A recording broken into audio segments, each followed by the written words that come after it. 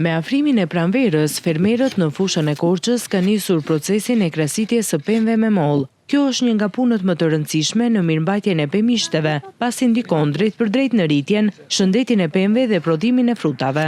Krasitja ndihmon në largimin e degëve të vjetra dhe të dëmtuara, duke i dhënë mundësi pemës të zhvillohet më mirë dhe të prodhojë fruta me cilësi më të lartë. Fermeri Nikolaj Shtolkuçi thekson se kjo punë kërkon përvojë dhe kujdes, pasi mënyra e krasitjes ndikon në rendimentin e sezonit të ri.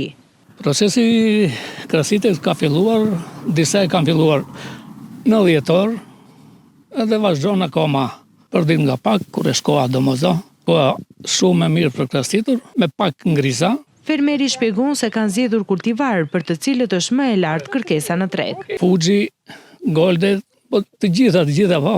Po të kesh prodhim të mirë, ecën tregu. Toka jonë bën goxha prodhim të mirë që konkuron në rrethin e Korçës. Procesi pritet të vazhdojë gjatë javëve në vijim, ndërsa fermerët shpresojnë për një sezon të mbarë dhe prodhim të bollshëm të mollëve këtë vit.